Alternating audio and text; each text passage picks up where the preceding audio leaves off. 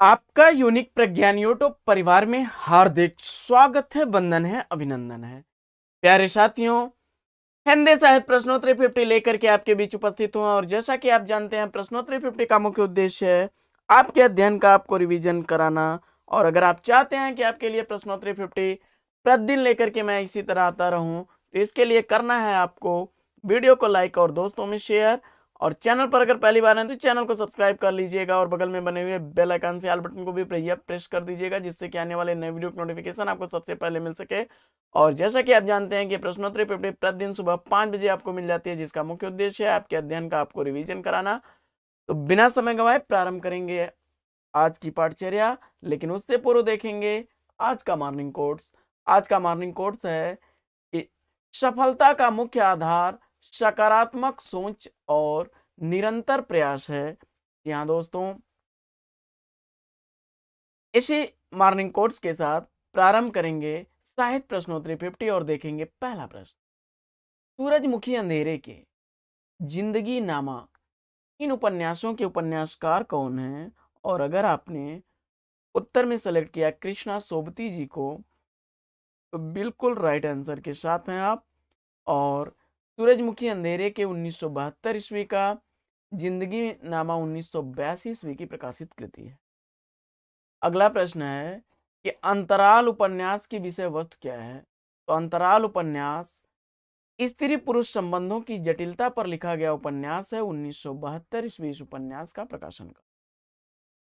अगला प्रश्न है, एक बूंद सहसा उछली यात्रा साहित्य के रचनाकार कौन है?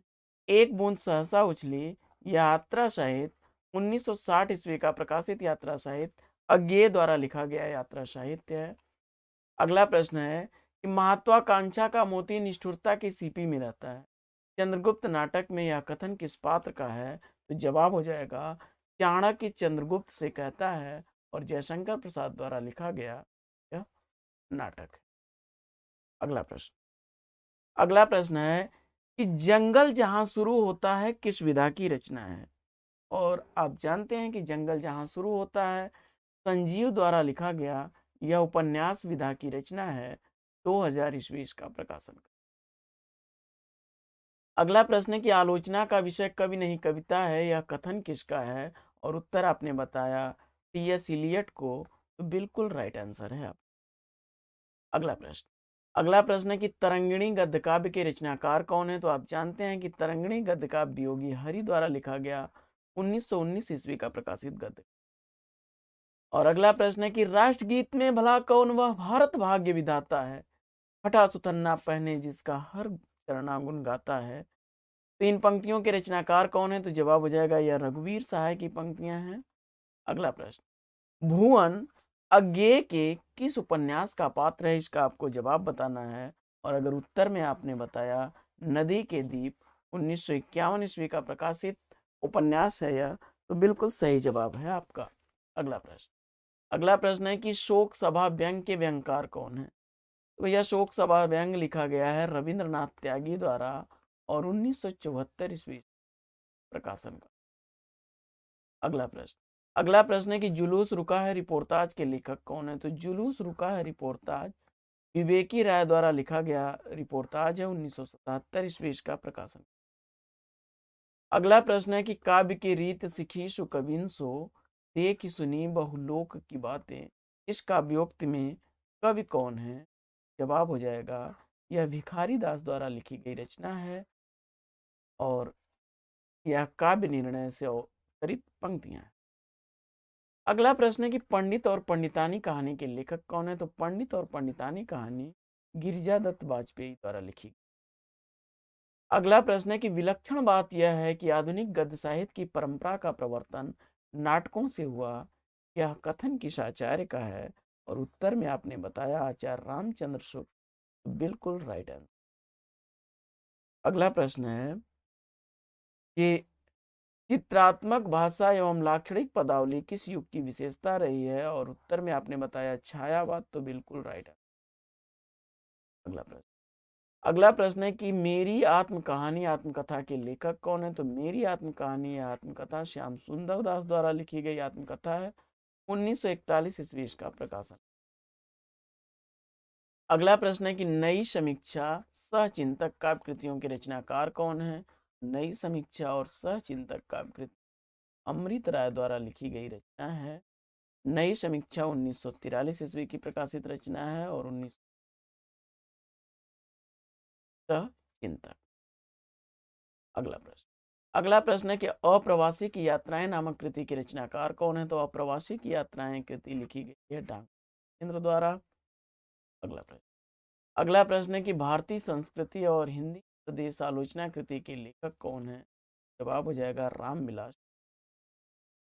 अगला प्रश्न है कि निम्नलिखित काव्योक्ति तुलसी की किस रचना से है? जवाब हो जाएगा श्रुति सम्मत हरिभक्ति संयुत विरति विवेक। यह पंक्तियां आपको बताना है कि तुलसीदास जी द्वारा लिखी गई किस रचना से अवतरित है, और उत्तर में आपने बताया रामचरितमानस, तो बिल्कुल राइट आंसर। अगला प्रश्न है कि पौराणिक हिंदू मिथक पर आधारित लक्ष्मी नारायण लाल का नाटक कौन सा है? तो जवाब हो जाएगा कलंकी, 1969 ईस्वी का प्रकाशन का।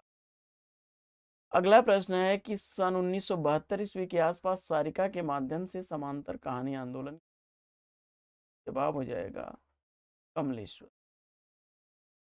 अगला प्रश्न है कि मेरी अपनी कथा आत्मकथा के आत्मकथाकार कौन है? तो जवाब हो जाएगा पद्मलाल पुन्नालाल बख्शी द्वारा लिखी यह कृति है, 1958 ईस्वी का प्रकाशन।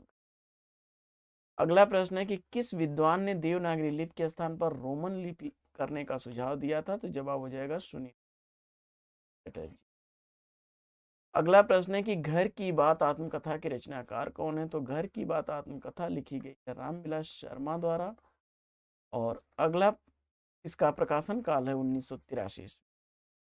अगला प्रश्न है कि डॉक्टर गणपत चंद्र गुप्त ने हिंदी नवगीत का प्रवर्तक किसे माना है? और आपने बताया राजेंद्र प्रसाद सिंह को, और गीतांजलि इनकी पहली नवगीत रचना है, 1958 का प्रकाशन।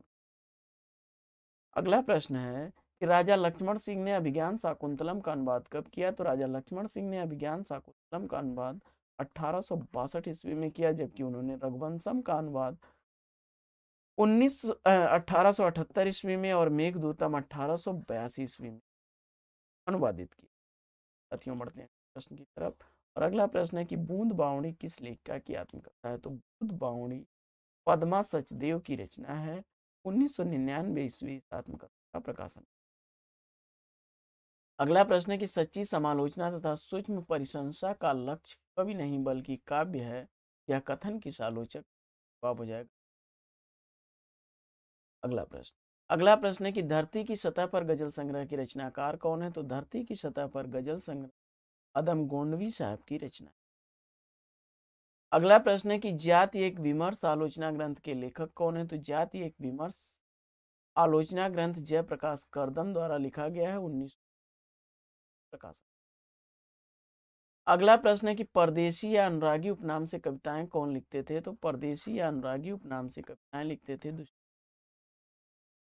अगला प्रश्न है कि आंगन में वृक्ष उपन्यास के लेखक कौन है? तो आंगन में वृक्ष उपन्यास दुष्यंत द्वारा लिखा गया उपन्यास का प्रकाशन का। अगला प्रश्न है कि प्लाट का मोर्चा रिपोर्टाज के लेखक कौन है? तो प्लाट का मोर्चा रिपोर्टाज शमशेर बहादुर द्वारा लिखा गया रिपोर्टाज है, और 1952 ईस्वी का प्रकाशन। अगला प्रश्न है कि तुलसी आधुनिक वातायन से पुस्तक के लेखक, तो तुलसी आधुनिक वातायन से पुस्तक के लेखक रमेश कुंतल मेघ। अगला प्रश्न है कि प्रतिबद्ध कविता के जनक कौन है? तो प्रतिबद्ध कविता के जनक परमानंद श्रीवास्तव हैं। अगला प्रश्न है कि एक नौकरानी की डायरी उपन्यास के लेखक कौन है? तो एक नौकरानी की डायरी उपन्यास कृष्ण बलदेव वैद्य द्वारा लिखी गई रचना है, 2000 ईस्वी का प्रकाशन का। अगला प्रश्न है कि उत्तर प्रदेश सरकार द्वारा वर्ष 1947 ईस्वी में गठित देवनागरी लिपि सुधार समिति के अध्यक्ष कौन थे? तो जवाब हो जाएगा आचार्य। अगला प्रश्न है कि रात का रिपोर्टर उपन्यास के लेखक कौन है? तो रात का रिपोर्टर उपन्यास निर्मल वर्मा द्वारा लिखा गया उपन्यास है, 1900 का प्रकाशन। अगला प्रश्न है कि औरत के लिए औरत आलोचना कृति की रचनाकार कौन है? तो औरत के लिए औरत आलोचना कृति नासिरा शर्मा द्वारा लिखी गई। अगला प्रश्न अगला प्रश्न है कि छिताई वार्ता के रचनाकार कौन है? तो छिताई वार्ता कृति के रचनाकार नारायण दास हैं और 1500 ईस्वी। अगला प्रश्न है कि गीत नाट को भाव नाट की संज्ञा किसने? नाट को भाव नाट की संज्ञा देने वाले हैं। अगला प्रश्न है कि मुक्तिबोध की आत्मकथा के रचनाकार कौन है? तो मुक्तिबोध की आत्मकथा के रचनाकार विष्णु चंद्र शर्मा, 1984 ईस्वी का प्रकाशन। अगला प्रश्न है कि दशरथ नंदन एवं शारदिया नाटक के नाटककार। तो दशरथ नंदन एवं शारदिया नाटक के नाटककार दशरथ नंदन 1974 ईस्वी और शारदिया 1959 ईस्वी का प्रकाशित। अगला प्रश्न है कि आत्मा और परमात्मा का गुप्त वाग विलास रहस्यवाद है और वही छायावाद, यह कथन किसका है? तो जवाब हो जाएगा डॉक्टर राम कुमार वर्मा। अगला प्रश्न है कि गंगा का बेटा नाटक के नाटककार कौन है? तो गंगा का बेटा नाटक पांडे बेचन शर्मा द्वारा लिखा गया, 1940 ईस्वी। अगला प्रश्न है कि स्त्रियां पर्दे से प्रजातंत्र तक आलोचना कृति की रचना। तो स्त्रियां पर्दे से प्रजातंत्र तक दुष्यंत द्वारा लिखी गई कृति है, 2012 ईस्वी। अगला प्रश्न है कि कुरुवन दहन किस नाटक का हिंदी रूप? कुरुवन दहन नाटक जो है यह वेणी संहार का हिंदी रूपांतरण है जो बद्रीनाथ भट्ट द्वारा किया है और 1912 ईस्वी रूपांतरण। अगला प्रश्न है कि पृथ्वी सेन देवसेना प्रसाद के किस नाटक के पात्र हैं? तो जवाब हो जाएगा अस्कर।